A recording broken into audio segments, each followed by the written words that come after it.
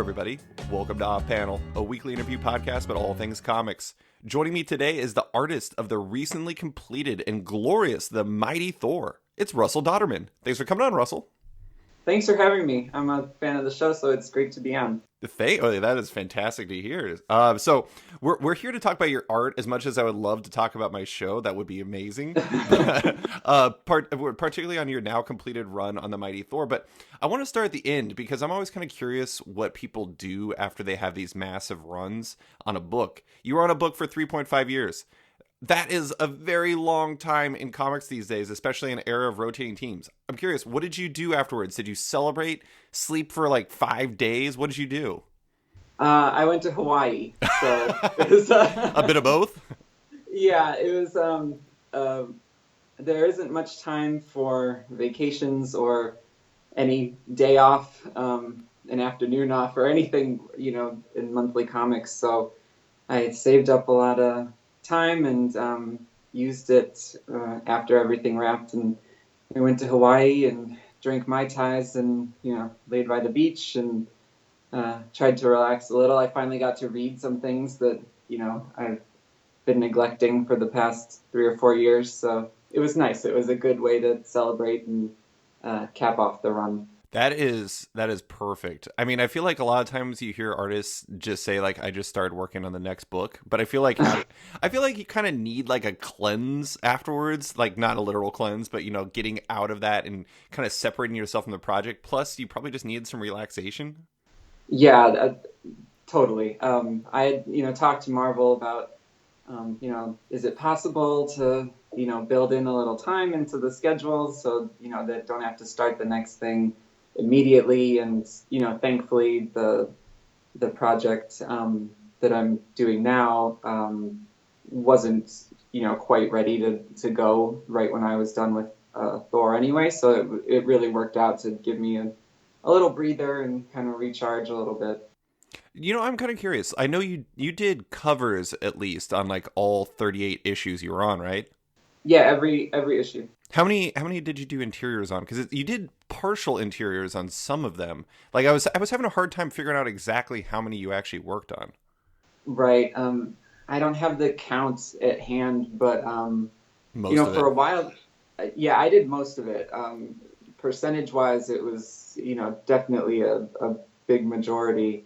And we were really lucky. I mean, especially for when we got rebranded as the Mighty Thor, for the first year or so, I had something in every issue. So, we got to do a 5-issue arc. It was all scheduled and planned out really well. So I did, 5 issues, and then we had 2 issues that were sort of a flashback story, but I did the bumpers on either end of that were present day. So It was like a framing device, right?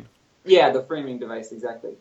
And so I thought that was more of a seamless way to work in the guest artists and, keep the schedule going for me. When you work on a monthly book for a long time, that's not possible once you, get too far out there. And so eventually we had guest artists that, did the whole arc. But I tried to do as much as possible, and we tried to schedule it so that it would make sense, and if you were reading it, hopefully it wasn't too jarring when there was a different art style. Yeah. I was kind of curious, like, let's look back at the beginning, like right when you were getting everything started. Did you originally know that this had the potential to be like, your life for almost 4 years, or maybe more, maybe 4 years? Yeah, it was, it's 4 years in June, so next month it will have been 4 years. So yeah, nearly 4 years. No, I didn't really know what to think about it. I had just started working at Marvel, not very long before, and I was doing that Cyclops book, and then I, got taken off of that for Thor, and my first thought was like, will anybody even care about this? It's not the Thor that people know from the comics or from the movies, and it's really up my alley, the fantasy stuff and the capes and the hair, and I loved all the I knew about Jane Foster from the start, and I loved that, everything to do with that. But I didn't know if anybody would really care. I was very taken aback when people cared very much, especially Mm-hmm. in either direction, but especially the people that loved it. And I did not expect it to go on that long at all, and I'm so glad it did. And I'm so glad that we got a full run out of it, with a beginning, middle, and an end. Yeah. I mean, it's kind of astonishing because, like, not to make this like the Jason Aaron show, but I mean, he has like, there's like this massive arc going on, but within that, there was like the Jane Foster Thor story you guys did is a complete story. It's really incredible. It's like a complete story within a larger complete story. Right, and I think that's a little bit rare, to have such a finite ending. Um, but I love that. I think it's wonderful. Like you can collect it and have it on your shelf, and it can be a run that you know that people can pick up, and you don't have to know too much. I mean, I guess you need a little bit, but I think it's easy to get into, and hopefully you can follow it, and then you feel satisfied with the end. I have to give you a bit of a feather in your cap because my wife is not a comic reader. She's never been a comic reader.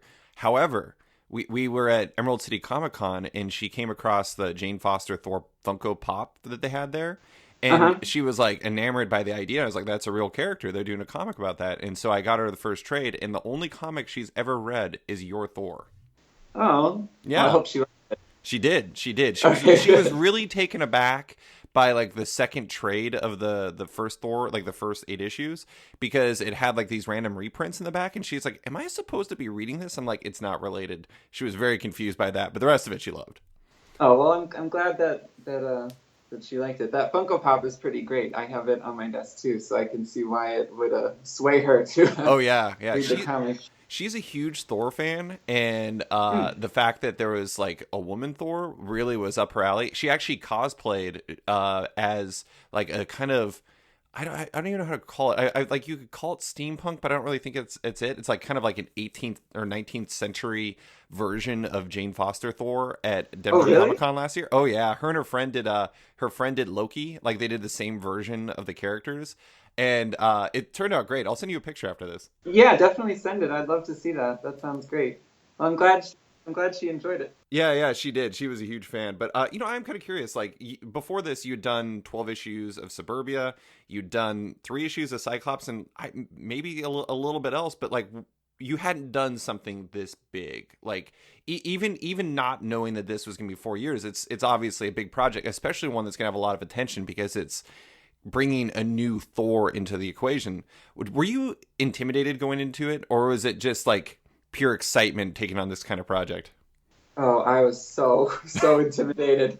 Um, I mean, yeah, I had done, I mean, relatively nothing, especially at the big two. I had done 5 books. I did 3 issues of Cyclops and 2 issues of Nightwing that were, fill-in issues. And Thor: God of Thunder, Jason's run, was one of my favorite books, that was being published at the time. And, Assad's art was just so stunning in that to have to follow that up, I was very, very nervous about it.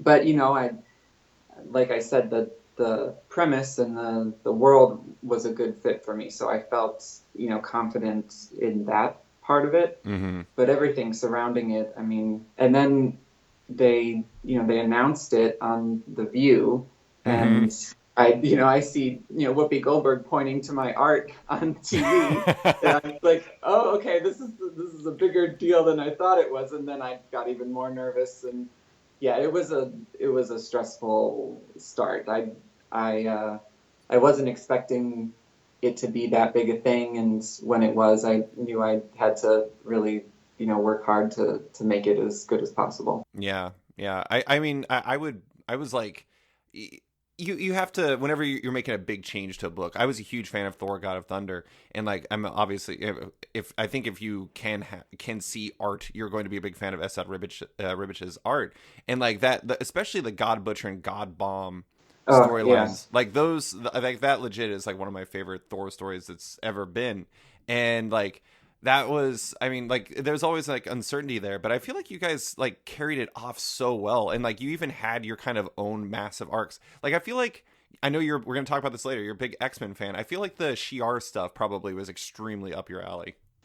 It was, yeah. Yeah, I am a big X-Men fan, so drawing, the Phoenix and the Shi'ar and the Imperial Guard and stuff was a treat. But it also, gave us a chance to experiment with some stylistic stuff. Yeah. And I think for when having a longish run, being able to have those arcs that feel a little bit different from the others Mm-hmm. really helps. Like with the Shi'ar one, Matt and I tried to make things a little bit sleeker so that not all the backgrounds had, textures or, some of the things were more neon. I played with the layouts so that they were more geometric because I envisioned the, Shi'ar and the Shi'ar gods to have a very geometric aesthetic. So I used a lot less circles for panel layouts than I do usually. And it gave us a way to make things different and make it feel a little bit more special for each arc. So that was fun that each one could be so unique. How did your like? I mean, I imagine the beginning, you and Jason and Matt kind of had some sort of, or at least you collaborated with Will Moss to kind of figure out what exactly you wanted to do with the book and everything. But how did that evolve as you went along? It sounds like you were kind of trying to find new ways to spice it up and everything, make sure that you weren't just doing the same thing over and over. Yeah, well, Will's fantastic. I mean, I doubt you could have a better person, steering your ship than Will. So he was really, especially in the beginning, coordinating everything, and I didn't talk to Jason too much. I mean, I, talked to him when I would send in layouts and everything, and I had his, before I even got the job, they sent me an outline he had done, so I knew sort of his whole plan for the series, at least in broad strokes, all the way up to the ending, which was pretty much the same as how it happened. Mm-hmm. So I knew his vision from the outset, and when I would send in designs and layouts and everything, he and Will would give feedback. I probably worked closer with Matt in terms of establishing what the art style would be, and we talk about how we wanted it to look and the palette and the reference and all of that. So there was certainly in the beginning, a way of figuring it out. Mm-hmm. Um, Jason, I still haven't met him actually. I'm meeting him in a couple of weeks. He's going to be out in LA, and that'll be the first time that we've actually met face to face. But his scripts are so phenomenal that almost everything you need is in there, Mm-hmm. and not in a way that it spells it out like here's exactly what you must do, but in this perfect blend of giving you not only an excellent story and brilliant dialogue, which he's so good at, but he gives you all the information you need to figure it out for yourself. And so he'll go into detail about what a character is thinking or what's happening in the scene or the emotions behind it, and or what this character's uh, motivations are for themselves or the kind of action that they're going to do, and then all of that helps inform if I'm designing the character or if I'm designing the page. It's kind of all there. Mm-hmm. And so when I can send him a layout or a design, the feedback I get from him is really helpful, and uh, it was a great starting point, to have his scripts.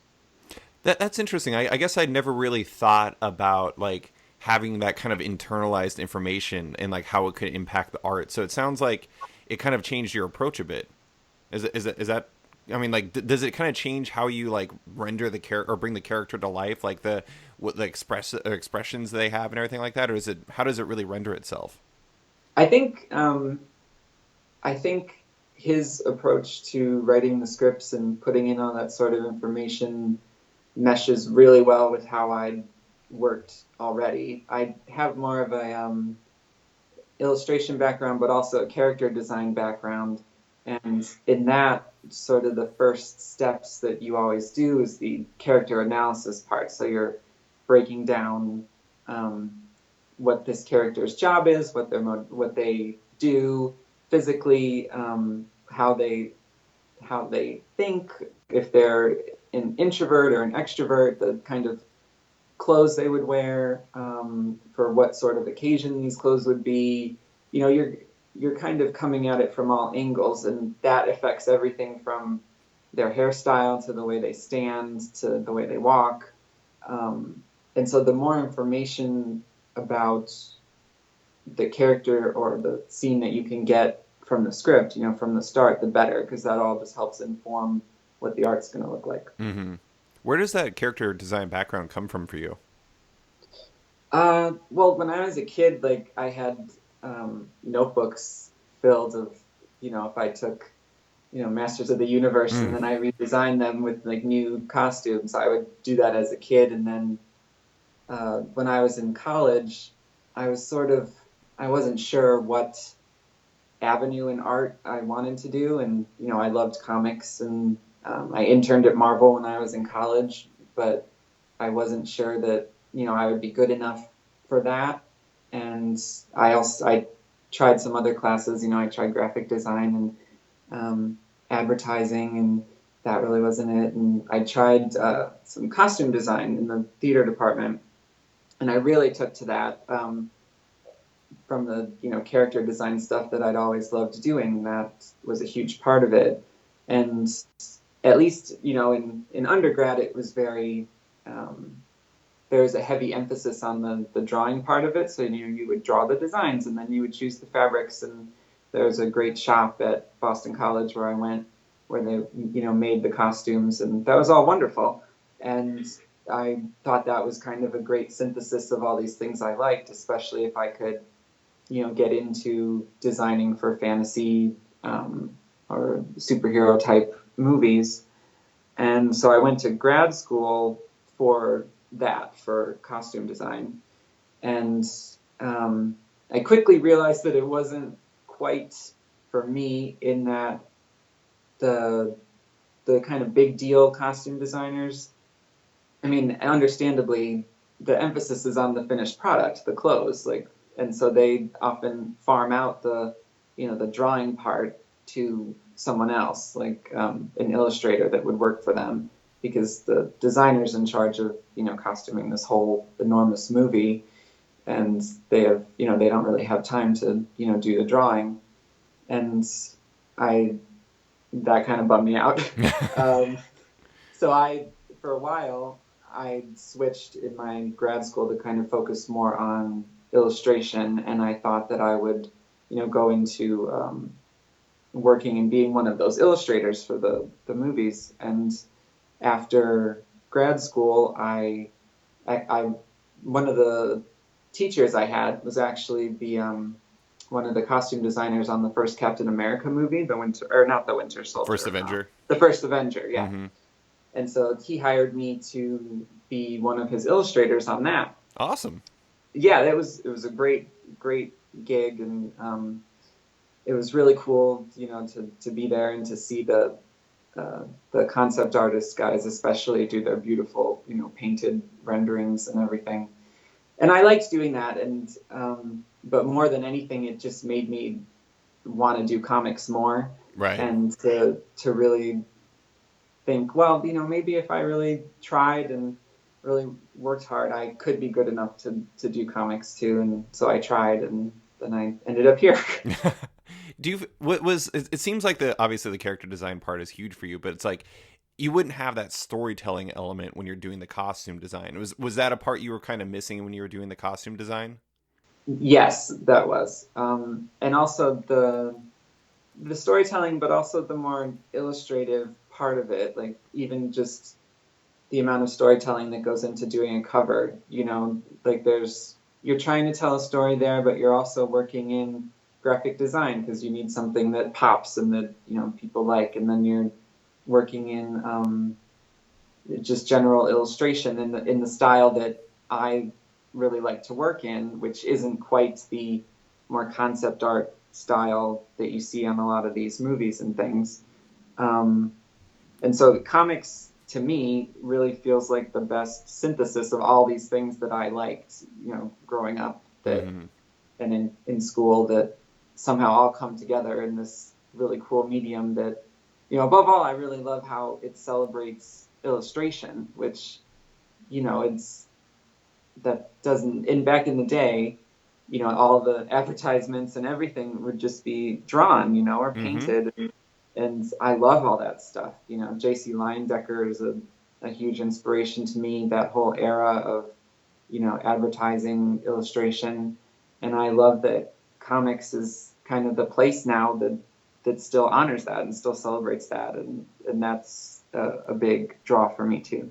I feel like that commercial illustration, like the from that era in particular, like where J.C. Leyendecker was doing that, was like that's like one of those influences that people don't really talk to comic artists about, but almost like every comic artist is in love with it. Yeah. I think it's kind of interesting. It's like this like kind of almost like forgotten era for comic fans or art fans, but like comic artists are like, yes, this is my jam. Oh, totally. I mean, if you look at Leyendecker stuff, especially, like, if you just put those characters in superhero costumes, they would not feel out of place. Like the style of line is really crisp, and there's a lot of movement and strength in it, and um, just really lends itself. If you like comic book art, that art I think is really um, something you'd like too, in a similar but different way. And I love. A lot of the illustrators from that period or earlier who did fairy tale illustrations. So like Edmund Dulac did a lot of Hans Christian Andersen, like The Little Mermaid, and Mm-hmm. Charles Robinson. And I look at a lot of that in terms of my work and influences, especially all the like, the swirly capes and the hair and stuff that Mm-hmm. I do. A lot of it's drawn from that. Okay, so we talked about character design. Obviously, you're a fan of like all the elements of it, just based off of what you were saying. But like, I'm kind of curious: is it more like when you got started? Was there like a big formal process where you kind of came up with like character sheets for most of the cast, and then like kind of filled it out as you went along, or was it really just all I'm gonna do these as the book progresses? Well, before the first issue, I had a little bit of time, so I did model sheets for Thor and Odinson, and I think I did Roz Solomon also, because I didn't have the script yet, but I knew she was a big character in God of Thunder, so I assumed that she would be continuing on. Mm-hmm. And so I had, the main character for each of those, and I did some face studies. But after, like, I didn't really know who else was going to play a part, so after that, it was sort of as we went. And off the bat, I did new costumes for Odin and Freya, and maybe Heimdall. I gave him a tweak, and so as we went, I did it. And then before new arcs, like I'd be talking to Jason and Will, and I'd know who was coming up. And so before we relaunched as Mighty, I did a whole bunch of stuff designing, the fire goblins and the Queen of Cinders, and I did a Mm-hmm. little tweak for Hela's costume. And over time, like we've amassed a lot of character models and designs, and I had kept all along. I kept a height chart of everybody, all on the same file, That's and all awesome. the corresponding heights, because I looked at that every day, just to make sure everybody was in proportion. And after it was done, I sent it to Will and Sarah, and I think they're going to try to put it in the last collection, to have in the back matter. But I was just gonna say, I feel like you're most of the way to having like your own like Marvel handbook to Thor. a dream project for me would be to do the Marvel Handbook. Period. That would Just be to draw. amazing. I love that. I love that. I wish that was still a thing. I wish like they would Oh, do a I know. modern version. I love that stuff so much. Yeah, especially after like seeing the finished height chart and sending it in, I was like, wow, like I would love to draw every character in the Marvel universe and give them all a distinct body type and height, and oh, that would be really great. So So I wrote this big article. God, it was like probably 4 years ago now about like the Marvel Universe trading cards from the '90s. Hmm. And that was like a really fun project to put together, but it was really interesting because there was like certain I mean, a lot of it was built off the Marvel handbook, but the other interesting thing was is like they had so many big artists that worked on it, but there were some artists that particularly took to that well. Like, for an example, Art Adams just Hmm. really loved it. He loved it. He just wanted to just do more and more and more. He wanted to do his own line of those, or own set of those books or cards by Hmm. himself. I feel like you would do a really good job with that, especially given the fact that you have that interest in like kind of the Marvel handbooky type vibe, but also like you have this illustration affinity, and it seems like you probably like kind of cover art, which this basically is. I don't know. That's just a Hmm. totally random aside, but that's where my mind went. Yeah, I do. I very much love cover art, and that's my probably my favorite thing to do. But I would totally be into doing those cards, and like those were huge for me as a kid too. That Jim Lee set of X-Men cards, you know, to do something like that would be amazing. I feel like the Rogue piece he did in that was like the most transcendently good piece of art in like the entire '90s for some reason. Yes, I have that like seared into my brain. yes, it's so good. The colors are brilliant on that too. I think it's like a pink and yellow sunset or something in the background. Hmm. Um, yeah, it's great.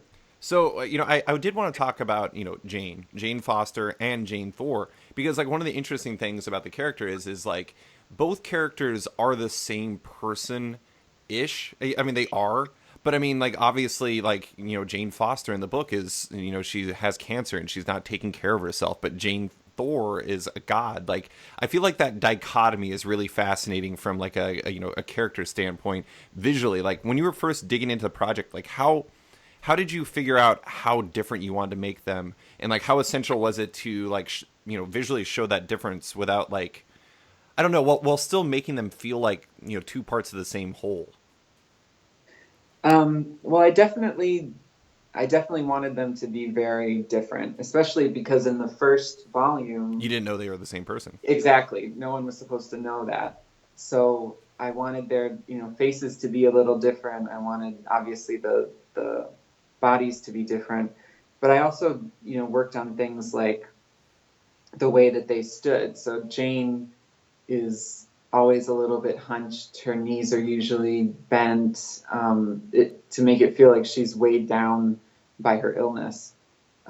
She's gaunt and doesn't look well, and I wanted Thor to be the complete contrast to that. So she stands very tall.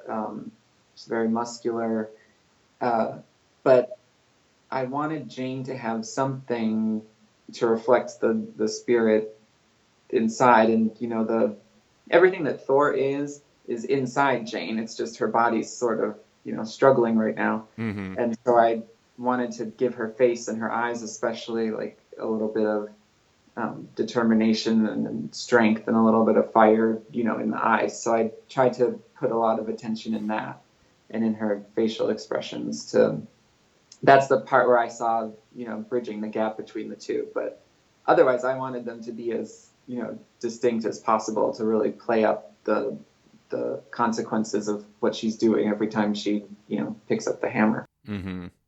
It is an interesting fine line, because it's like the readers, it's like you want them to have that connection, but like you're saying, it's like readers didn't know for like a year that Jane was the Thor. Actually, I have to admit, this is my horrible confession. I thought it was Ross for a bit. I really Oh did. yeah. I did. I was. I feel, looking back on it, I'm guessing I would have figured it out if obviously I knew, but it's like I could probably see the things. But I just really love Roz Solomon. Like I feel like I kind of just wanted to be Roz, because I was like, Roz is so awesome. I really like her too. That's what we were trying to do. I mean, in the first volume was to.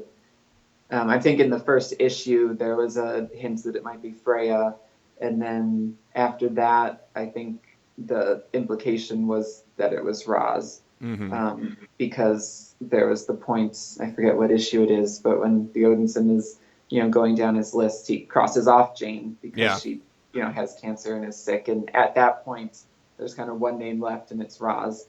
So we were definitely leading you in that direction. Classic misdirection. It Yeah. worked. It worked. I mean, and that was the thing that was really fantastic about it. I mean, like you watch like a lot of movie or like TV shows. Like a good example is like Westworld. Westworld's like entire like premise was built off of this like one twist, and I don't know if you watch it, but Yeah, I do. okay, so like the whole the whole first season was built off that twist, but it seems like pretty much everybody figured out the twist like fairly early on, Hmm. and it's like I feel like you have to really throw readers or people off the scent for it to work, because if you already know going in, it kind of like invalidates or like devalues to a degree like the storytelling when you're trying to like have this purely mystery based thing. um Right. and I think you guys did a great job with it. Oh, thank you. I think that it lasted for the right amount of Yeah. time. I don't think that. I think people would have lost interest if we would have kept the mystery thing going forever. And I think that the story really clicked and really picked up once you knew Mm-hmm. who it was, because that's the whole, that's the heart of it. The reason why she's doing this, and that, turning into Thor's making her cancer worse, and that I think gave the story a different level than, as opposed to, oh, who's the new Thor? I think that was a fun opening, and then we got to the meat of the story after that. I feel like it's entirely possible that I've missed stories like this in the past, but one thing I really liked about your guys' run was the fact that you made Mjolnir feel like a character. I mean, Mjolnir was a character and like had a completely different life with Jane Foster Thor than with Odinson Thor, and it was really fascinating to read like that. Like I love the way that you and Matt combined to depict like Mjolnir like behaving. It had its own life. Yeah, that was Jason. He really wanted that to happen, and pushed for Mjolnir being able to do things that we hadn't seen the hammer do before. And that's when Matt and I really got to play with, when the hammer zooms around and knocks out, you know, five frost giants at Mm-hmm. once, and does the fun things that I think we might not have seen so much. I mean, I could be wrong if we've, seen some of that stuff before, but I hadn't in the Thor stuff I'd read, and getting to do that visually was really fun. And then I think Jason did the arc that I didn't do, or the issue I didn't do, or you gave Mjolnir the backstory also with Mm-hmm. the Mother Tempest. The last character question I want to ask was about Odinson, because Thor throughout history is a rather confident dude. I mean, he's a god. It's kind of a core characteristic, but Odinson's kind of beaten down. He's like a very beaten down version of a character we already knew and loved because he is unworthy. How was it? I feel like you could have gone over the top. Like you could have made him feel just wrong and like behaving incorrectly and looking wrong if you tried to sell that too much. Like, how do you subtly bring that to life on the page with his mannerisms and everything else? Um, I tried to make him pretty mopey. um, he pouts a lot, He I think. does. Um, He's a and brooder. yes, brooding, that's the word. I think the first time we see him in Thor #1, he's slumped and looking down at the hammer, and looking so sad. And so in a similar way, actually, to how Jane's body language, she's weighed down, by her illness. I tried to make him in certain moments feel that weight also, and so he's not standing as tall and as he was, or as cocky as he was before in his body language, until a little bit later in the series. I think a lot of it was Assad did that design, with the ripped cape and the Mm-hmm. messed up hair, and so that helped to dishevel him, and show that he doesn't even care about his appearance anymore, um, and so I just tried to play it up, especially in his facial expressions, to put as much sadness in the in his face. I think Jason described it in one issue as him feeling like he lost a lover, Mm. and so I tried to think of that when I was, trying to think, oh, what's his facial expression in this scene? And it's, oh, he's lost somebody that he loves. Mm-hmm. And so I tried to put that sadness in his face. He kind of always seemed like a guy who was at the tail end of a bender and was regretting all the decisions he just recently made. Yeah, yes, that too. He looks like he's been through the ringer a bit. For sure, for sure. Well, let's talk about your process, like for actually, like creating a page or page issue, everything. To start with, you work digitally, right? Yeah, I'm all digital. So what is your process like? What is your approach after you get scripts up until you hand your pages off to Matt? Like, what is the process? Well, right when I get the script, I print it out, and this is, the only thing I draw traditionally is, when I'm reading it, if I have an idea for something, I'll, make a little doodle on the script. Is that more for But like page layouts or for like individual ideas or what? page layouts mostly, or a camera angle, Mm. or if I read it and a visual, pops in my head right away, I just, jot it down in the margins. But then I go to the computer and I have a Wacom tablet that I draw on for the layouts and the what amounts to penciling. And I do everything in Photoshop, and I have a template that I use, and I kind of go through each page one by one, and for each panel I do a first thought. So I'll just draw like really rough. Probably I'm the only person that can tell what it is, what I'm drawing for each panel. And then I can, because it's digital, I can make certain things bigger or make certain things smaller. And I'm like, okay, well, this is the moment on the page that needs the most attention, so let's make that bigger, and let's put it over here, and let's move these ones onto this side. And I'm like, okay, so how would panel layouts work into this? And then I figure out, okay, well, you need 4 panels on here, so let's just put them in, kind of standard, so just square panels or rectangular panels. And then I think, okay, how can I mess this up? How can I make it interesting? And that's when I start pushing and pulling the panels, and I try to make them go along with whatever's happening in the script. So, for example, I'm forgetting what issue it was, might have been 10 or 11 of Mighty Thor. There was the Roxxon island that was falling from the Mm. sky, Mm-hmm. and so I thought, okay, well, how can I make the reader feel like they're falling also? And oh well, let's make the panels cascading down the page, and everything in them twisting and turning, and so it all has the effect that it's falling when you're reading it. Mm-hmm. And so that's when I'm doing the layouts, that's the stage where I'll try to experiment that way and try to evoke something that's happening in the script. When there's quieter moments, or um, especially I guess spoiler, in the end when things kind of come full circle, I did a lot of circular panels, Right. to kind of evoke a feeling of calmness or order. I know I'm going super out of order here, but I will say that I love the fact that you paralleled your first cover with your last cover. Oh, thank you. I'm glad you like that. That was an idea that I had pretty early on. Like, I didn't even know when the series was going to be ending, but I knew, like, once we were into Mighty and everything, that would be something I wanted to do. And then it was Will's idea to. Originally, I just had her face there, so just like Thor's face on the #1 cover, and it was Will's idea to put the hammer there also with the inscription, that had been changed to she. Mm-hmm. So I thought that was a brilliant idea of his, and yeah, it really came together. Yeah, so then I figure out the layout, and I take all of my reference photos. So for almost every character you see, there's a photo of me doing that pose.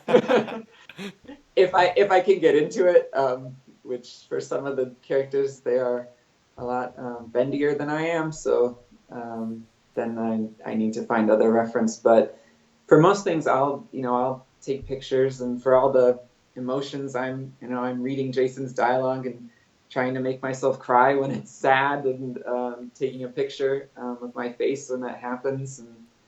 And they're in, I think, issue 704. There was a flashback to Jane when she was working as a doctor and in the rain, and she had just lost her husband and son, her ex-husband, and she's sobbing, and it's just a complete mess. And I'm here in my office trying to think of all the saddest possible things I could Hmm. think of in my own life. And then, when I thought, oh, yeah, I bet you look really sad right now, then I would take a picture of myself. And just because it helps, because I don't, I could draw you a person looking sad without any reference, but if I'm looking at a photo of someone that's sad, I'm going to say, oh, I didn't realize your eyebrows do that Right. when your face is scrunched up. So it really helps.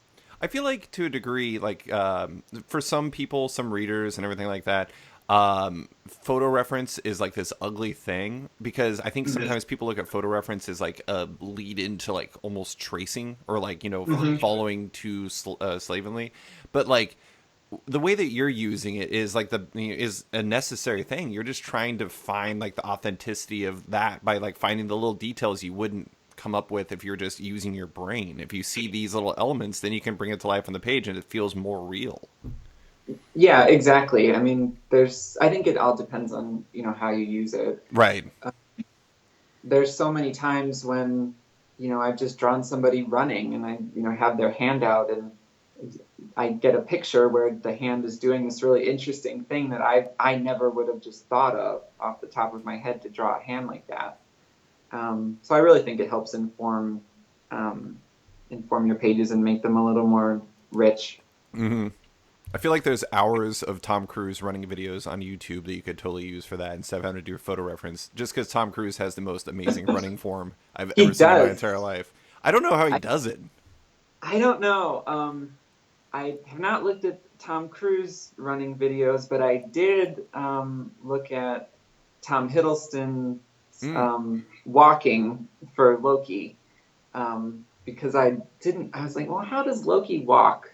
And like I knew, like, to contrast him with Malekith, especially because they kind of had a similar body type, and they were kind of playing a similar role kind of in the beginning of Mighty, and I wanted to differentiate them, and I knew how Malekith walked because it's a bit more showy, Hmm. um, and I didn't know how Loki walked, so I would watch Tom Hiddleston walking videos and try to figure it out. I feel like in my head there's like I feel like there was a page where it was all of like the different looks of Loki throughout the years, like Yeah. walking towards the camera, and like Uh-huh. it just felt like Tom Hiddleston. Yeah, I mean, I cast somebody for each character, Mm. and so I'll pull, reference for that actor or whatever. Just as if you were casting a movie. I don't want to be drawing the same face on every woman that you see, Right. So I think, oh, well, this actress fits the qualities of this person or this actor, and so I'll take features to make the person, feel like a person. Right. And sometimes it's the actor from the movies, and sometimes it's not. But for Loki, it's definitely Tom Hiddleston. I can't picture a better fit, a better person to play that part. Absolutely. So after the page layouts, like once you get into like actually drawing the page, like do you even have like a proper penciling stage, or you just go straight into inking? No, um, I'm a little meticulous about things, so I definitely have a penciling stage. Yeah, after I get the layouts done, I send those in and get feedback and make any changes I have to, and then I do a penciling stage, still on the Wacom tablet, and refining everything a bit more. I'm not, it's a little bit rough. It's not, like if you would see someone's pencils when they were giving it to an inker. It's nowhere near that Mm-hmm. clean. So all the lines, are a little jagged and all that. But the layout is quite rough. Mm-hmm. It's basically just circles and shapes and in different colors, so you know what it is. So the penciling is where I'm doing all the construction of the figures and the scenery, and then I switch over and I do all the inking on a Cintiq.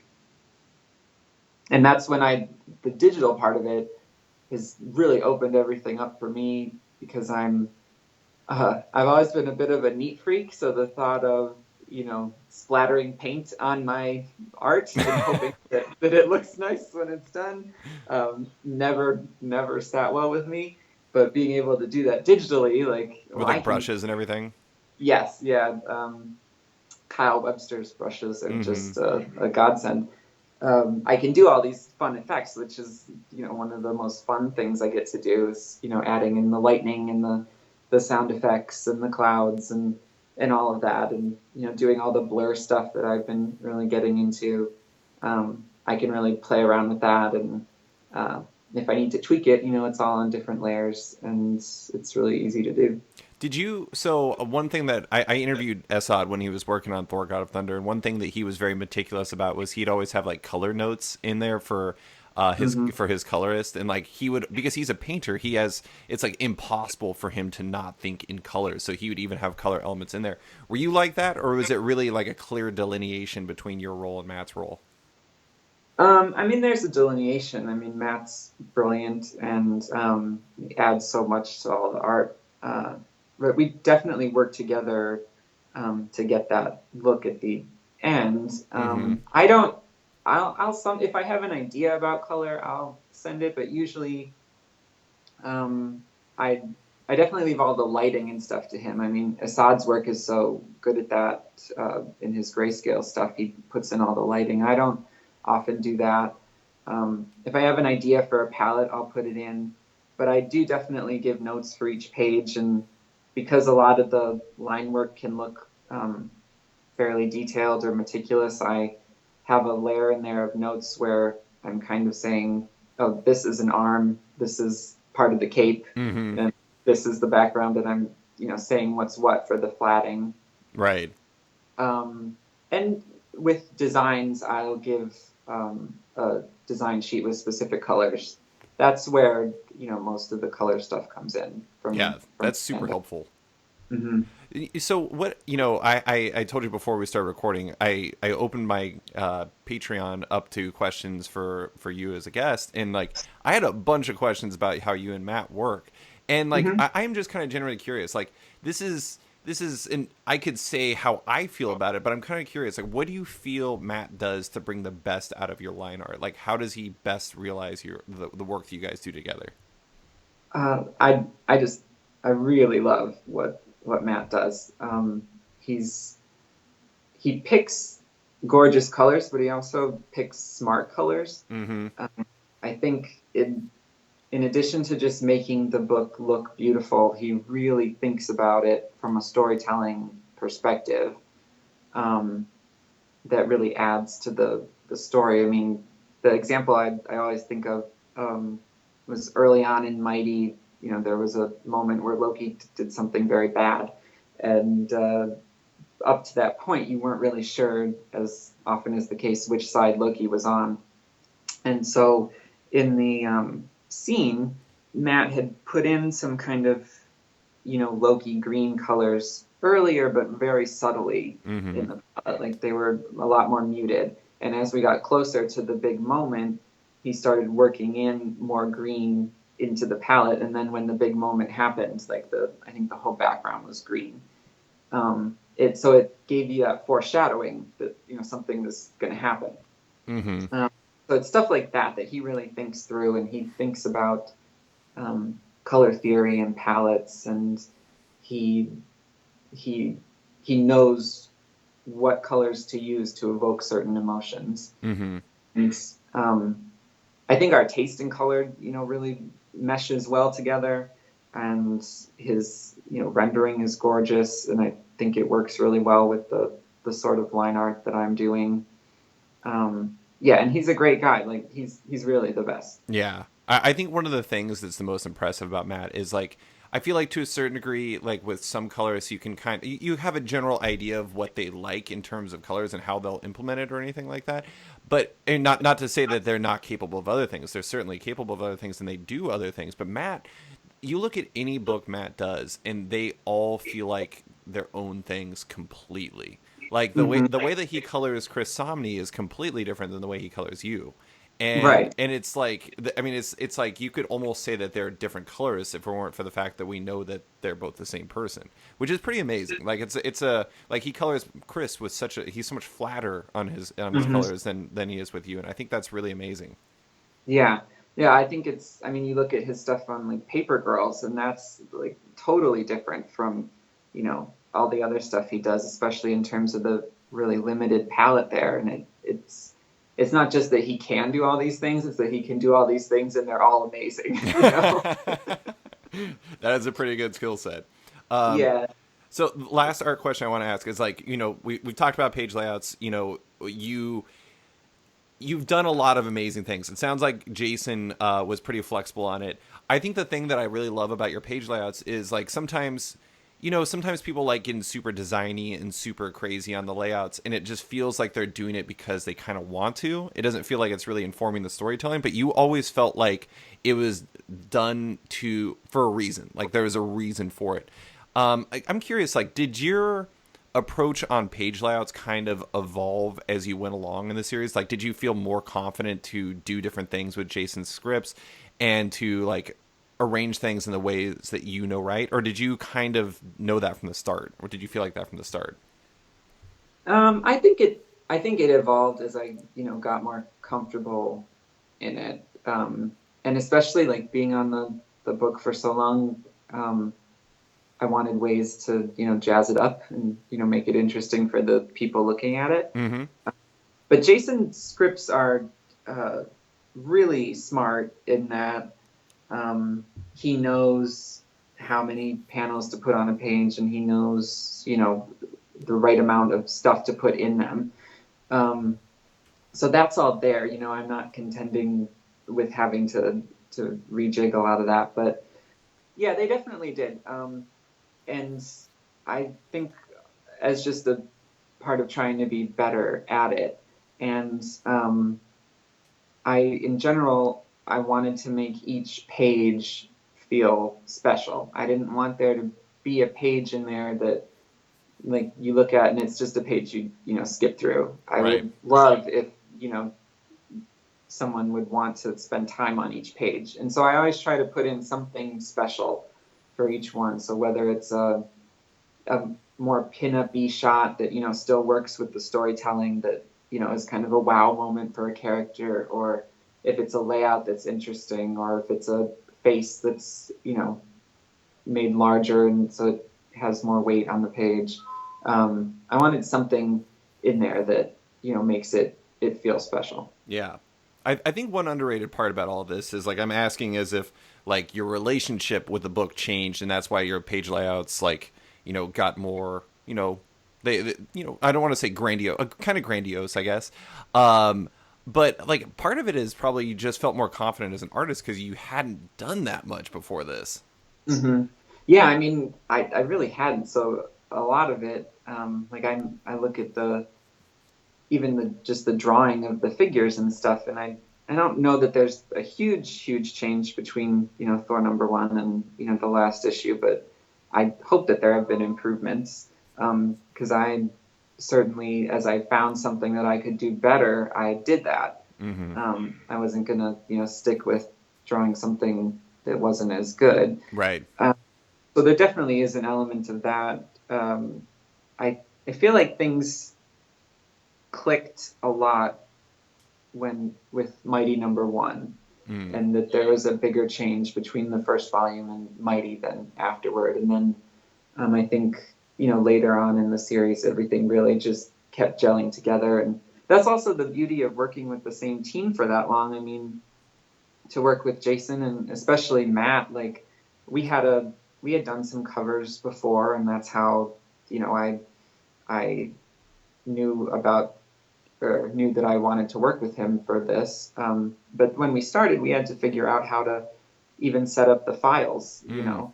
And so now the files I send him are, you know, fairly large and have all sorts of layers in there. So every kind of special effect that you see on the page is on a separate layer that he can work with and edit and add effects to. And I think that um, adds a verisimilitude or to the art, and it makes it feel like it was by one hand, you know. Yeah, yeah. But all of that stuff happened with time, like how to figure out how to do that in the best way, and to figure out, you know, okay, well, this is kind of the rendering we had going before, but can that be better?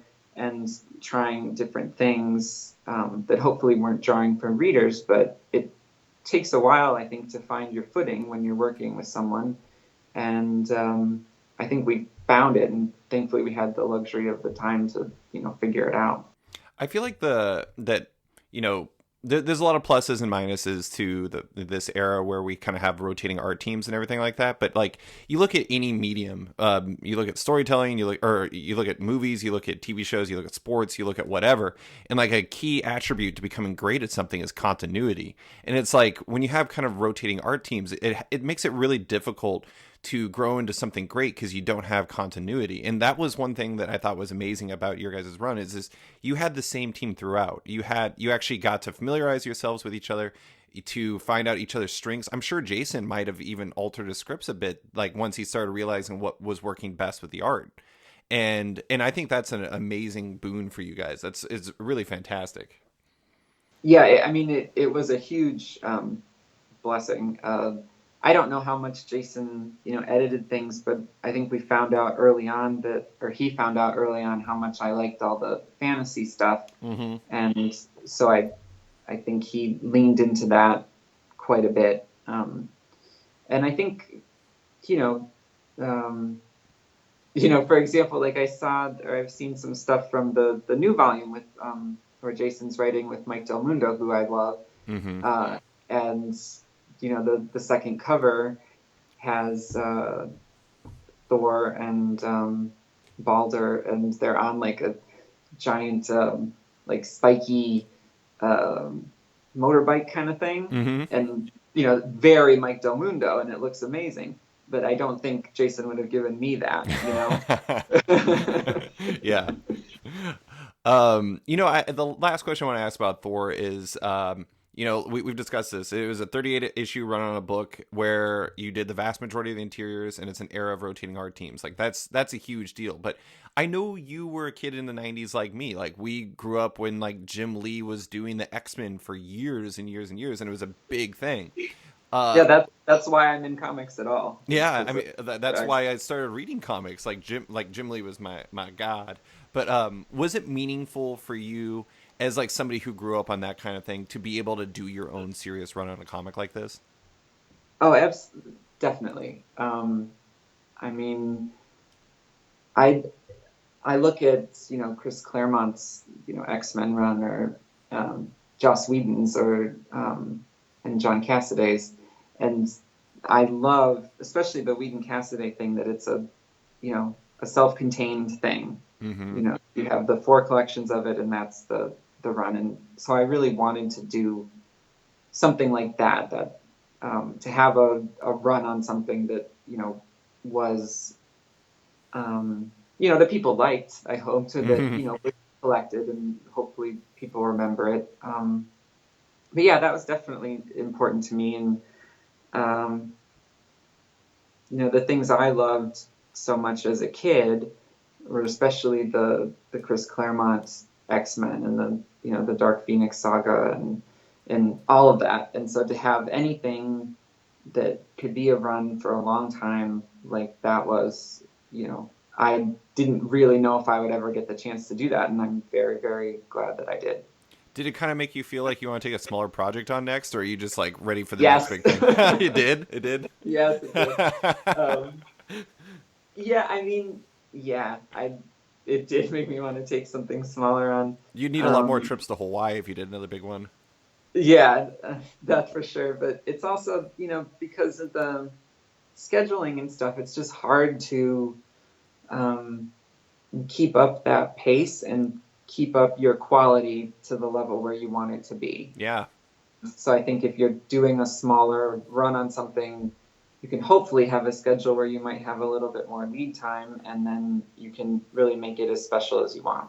Yeah. I mean, I kind of have painted the rotating art teams in a negative light, but there is one thing to note in that it's a punishing schedule for a single person to continue working on a book for 3.5 years, and the fact that you had people that could step in and take issues and everything, like wasn't just necessary for your health, but also necessary for the quality of the art on the book. It's just it's impossible for you to continue that quality for 3.5 years straight monthly. Right. I think it helps like refresh your brain if you have a tiny bit of a break. I mean, when we came back for issue 700, that was the arc right before that. Valerio Schiti had done, and I loved his work on that. And I just did some things here and there, and I did, covers during that time. And then I started on 700, way early. And, I felt, I don't know, more creative, or if that's too artsy a thing to Yeah. say, but, I thought, oh, well, what if I really try to do something weird with the panel borders here? And I did all those like glowy vine things. Mm-hmm. And I thought, and I had the thought, maybe like I had that brainwave because I had a little time to kind of breathe and step back from it and think about it a little bit Yeah. more than needing to rush and get it done. And every once in a while, it gets us a James Herron Mangog, which is a pretty great thing to have. Yes, that's amazing. Nice. I'm a super fan of James Herron. I love him. Oh, yeah, for sure. I really loved that we got him for 700, and especially that story continued in the next issue. I thought that was excellent. Mm-hmm. So I want to close with 5 questions about you, but instead of ones about you personally, I want to talk about one of our shared comic loves, the X-Men. We've talked about it a bit already.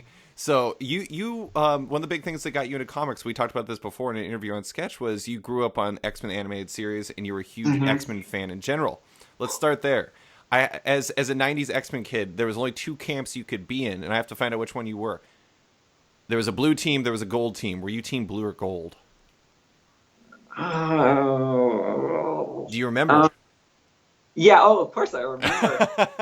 It's just really hard to pick because my favorite characters. Well, I mean, it's gone back and forth, but I think if I were having to pick one favorite X-Men character, it would probably be Jean. Mm, And she was on the gold team, right. but the blue team was so much cooler. So I'm going to not answer that and say that the X-Men the Animated Series team was my favorite. Oh man, you went third, or you went option C. Because that took, the best part of the blue team and the best part of the gold team and put them all together. That is absolutely a fact. That is very true. I was team blue, but I actually side with you on that option. That is the best of both worlds. Okay, good. I'm glad that you're going to allow that. Yeah. So next question: who was your defining X-Men artist? Like, I feel like X-Men in particular was defined by its artist. Like, who was your one? Wow. Well, for the longest time, it was Mark Silvestri. When I was younger, I loved the Outback era, and I loved John Byrne. But I think now and I really love Frank Quitely. I Mm-hmm. mean, that's huge, huge, huge for me. But I think I would just pick him as my favorite artist in general, not necessarily my favorite X-Men artist. Favorite X-Men artist, I'm gonna go Paul Smith. Ooh, it's a good one.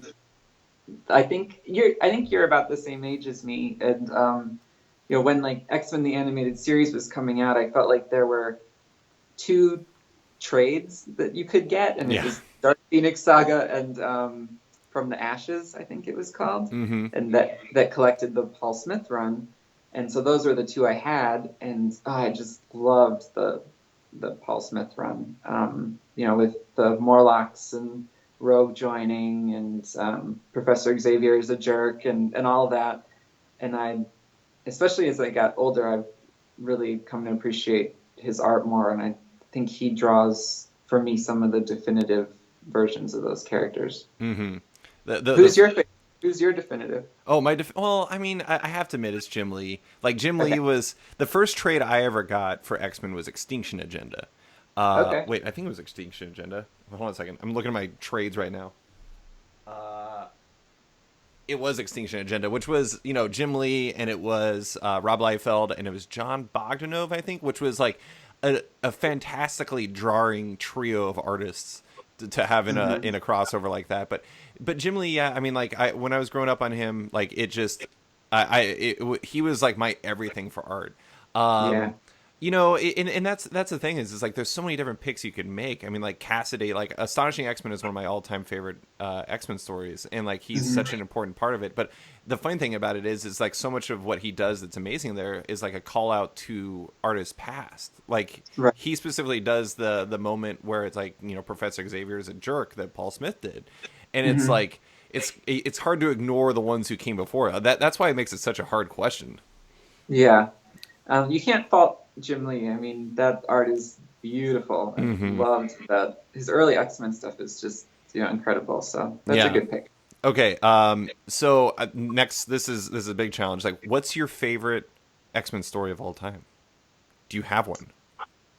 Yes. I mean, Dark Phoenix. I think it has to be the Dark Phoenix saga.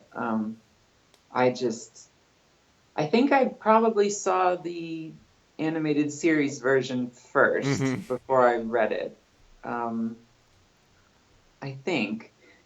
But yeah, I think that it's just brilliant. The arc, especially when you read all the stuff with Jean for, I think it was years before that, Claremont and company were seeding in, or Claremont and Byrne. Like when she first Um, became the Phoenix and came out of the water and right. everything. Yeah. And and then you see Mastermind, poke up, and then you don't see them at all for like 5 issues, and then you see a little scene later, and you're planting all these seeds, and then it all pays off so wonderfully in Dark Phoenix, and you have the emotional sacrifice at the end, and Mm-hmm. the X-Men fighting on the moon. It's just, I think that's probably my favorite X-Men arc for sure. But I will say my favorite, unless this is going to be one of your later questions. No, no, no. It won't be. I'm veering off here afterwards. Okay, my favorite single issue of all time is New X-Men 121, that was the silent Oh issue yeah, that yeah, yeah. by Morrison and that Quietly drew. Was that Emma Um, and Jean Grey? yes, they Yeah. go into Professor X's brain, or into Cassandra Nova's head to get Professor X's brain out, or whatever it was, and that's just gorgeous issue, great storytelling, and Mm-hmm. yeah, that would be my favorite single issue. Dark Phoenix favorite arc.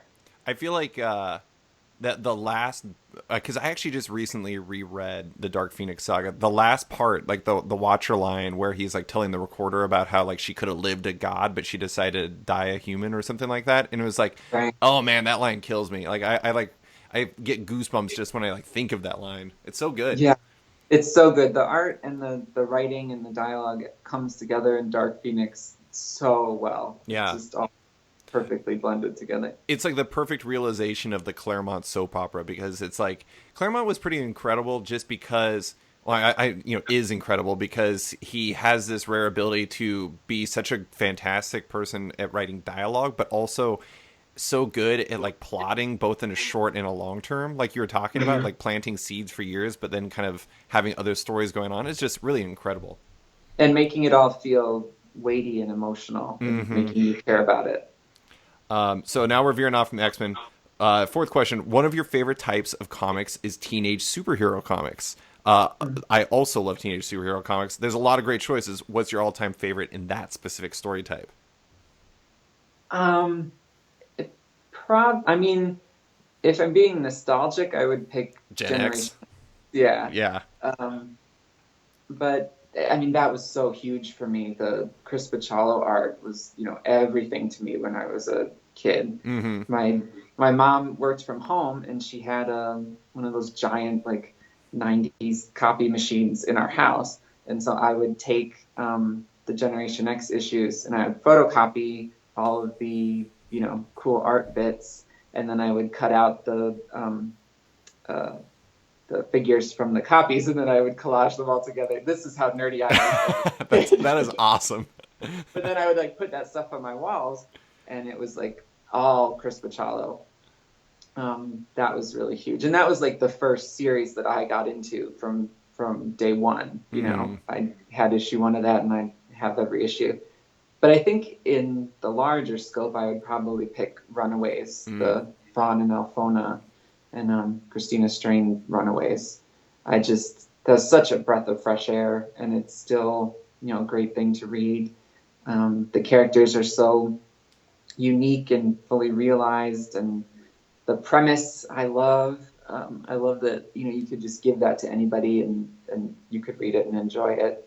And I love the little ways it intersects with the Marvel universe without feeling bogged down by it. I think that's a really excellent series. I just want to say that I really appreciate that all of your answers are literally within arm's reach of me, because like Oh I yeah. could reach out and grab Runaways right now. I have like the digests. I love that they came in those digests back in the day. Oh Uh, yeah. I don't have those. I yeah, think they're they're so. great. I wish there was more like of like the teen series in digest form. Like that was a really nice thing. But Gen X, like, it was funny because Botchlo is also somebody that I was like extremely into, and he's such an interesting artist because like he can't. Wasn't he doing like Sandman stuff before that? Yeah. And then And he, that and then what? Neil Gaiman's death. Yeah, yeah. And then he did Gen X, and then he went off and did steampunk. And I remember following along to steampunk, and I was like, my mind was like melted by what he was doing on that Right. book. And And I, there was that time period when he was doing X-Men, like right after Gen X, when it was very more Disney-fied. yeah, I'm a huge Disney fan, the from the animated Renaissance era, and so that like combining my love of that with my love of like Bachalo art was just mind blowing to me. was part of the reason why you love Gen X was because it had like your animated series gateway drug of Jubilee in the book. You know, Not a I Jubilee fan? think I am now. Like I love her now, and I loved her in Gen X, I think, but I did not love her in the animated series. Like I She's the didn't first person we actively. meet. I know. Don't judge me. I I didn't dislike her by any means, but she just wasn't my favorite character. Sure. But I think once and in Gen X she wasn't my favorite either, but I got to really love her there, and that's when I kind of fell in love with her was in Gen X. But she was not my gateway into it. Oh, okay. That's awesome. Yeah, it's funny. I would have totally thought, especially because you have that amazing like piece that you did of like the '90s X-Men, and you have like the Jubilee is so good in there. I like it, just like it radiates love on there. I do love her now, and that piece is the reason that I have a career in comics at all. Really? Oh yeah, like I had been doing Superbia, and I've been trying to work at DC and Marvel, and it just wasn't happening. And the feedback I kept getting at these portfolio reviews and other things was that the art was good, but it just wasn't a good fit. And Mm-hmm. I'm like, okay, well, I need to. I'm gonna go to Superbia is ending. I'm gonna go to New York Comic Con, and I need to try to give this one really good push to make it happen. Mm-hmm. And I did that print, and I'm like, let's just do something that I love and have it out there. And that's the editor that hired me at DC saw that and started talking to me because of that print. The Will Moss actually told me in hindsight that he saw that print at the convention and didn't get to talk to me, but took my card and everything. And by the time he got around to emailing me, I'd already had the job on Nightwing, and Mm-hmm. a bunch of other things like happened because of that print, giving me any sort of attention at all. I feel So like the it's. X-Men helped me out. I know. I was just gonna say. I feel like it's very fitting that the X-Men helped you make your way into Marvel and DC like you wanted. Yeah, exactly. So last question. You're also very much on the record for your favorite types of characters being strong female characters. Mm-hmm. Excluding Jane, who is your all-time favorite strong female character in comics? I mean, it could be Well, Jean Grey. I mean, honestly. yeah, it might be. It totally would have been Jane. I mean, in all honesty, working on that book, was such a joy to me, and means the world to me, especially the response to her. And yeah, that she totally would be my answer. But otherwise, I mean, I might pick Jean. I thought you were a Just Rogue 'cause guy. yeah, I love Rogue. I might pick actually if I'm going favorites, kind of strong X-Men character, I would probably pick Storm. Yeah. I think she really sums up, a lot of strength and grace and confidence and power and great great hair, whether it's a mohawk or otherwise, and Yeah. great costumes and great powers and the look with the all white eyes. It's the full package with her as a character. I think it's all there, and she's a wonderful character. And one of the most essential X-Men. I mean, you could Yeah, say, I don't know. It's like there's a lot of you could have a very long discussion trying to decide who like the most essential X-Men is, but I feel like it'd probably be her, Nightcrawler, in my opinion. yeah. Well, yeah, I would totally agree with you. And it helps that they're the most iconic, especially visually. Mm-hmm. Yeah. Yeah. Russell, that is all I have for you. Thank you so much for coming on and talking about everything Mighty Thor and X-Men and beyond. Thank you so much for having me. This was great. Thanks for listening to this week's episode of Off Panel with artist Russell Dauterman. You can find him on Twitter at @rdauterman, on his website at russelldauterman.com, and his work in the recently completed The Mighty Thor. If you're a fan of the show, there's some big news. Off Panel now has a Patreon. If you like the show and want to support it, consider backing it on Patreon at patreon.com/offpanel. There are fun rewards and insider information you can get if you do. Big thanks to all my existing patrons, including Jonathan Nielsen, Matthew Groom, David, Jason Massey, Mike Gillis, Adam Bogert, Xavier Files, Maria Schweitzer, Matthew Taylor, Tyler Turner, Dan Guarino, Dan Lee, Nick Patera, Jacob Sorelli, Ford Gilmore, David Baraldi, Evan Blazer, Brian McRae, Ira James Udaskin, Henning Allers, Modern Magic Stories, Nick Hall, Bruno Batista, Abraham Reisman, Adrian Diaz, Bobby Angus, Bjorn Basin, Darren Neely, John Hendricks, Steve Anderson, Michael Perlman, Phil Nall, Ian Maxfield, Cliff Chang, Benjamin Chipper, Colin McMahon, Chris Palmer, Maxwell Schmidt, Scott McGovern, Nathan Fairbairn, Kat McKenzie, Lou Iovino, Christopher Carter, Nicholas Kesslick, Greg Rucka, Ryan Mail, Adam Highfield, Nicholas Gardner, Andrew Corrigan, Fiona Staples, Chris Morris, Chris O'Halloran, Mark Abnett, Mike Murphy, Michael Shirley, Tom Barnett, Jim DiMonacos, Norbert, Nick Lowe, James Kaplan, and Mission Comics and Art in San Francisco. You guys are all the best. Don't forget to like the show on Facebook at /sketched, that's SKTCHD. Follow on Twitter at @sketchcomic, or follow me at @slicefriedgold. Want more from Off Panel? Subscribe at iTunes or Stitcher and give the show a rating or review while you're at it. Quick thanks to the band Wolfpack, whose excellent track Outro from the album Volmilch opens and closes the show now. Give them a listen as they're totally rad. Thanks for listening, and tune in next week for another episode.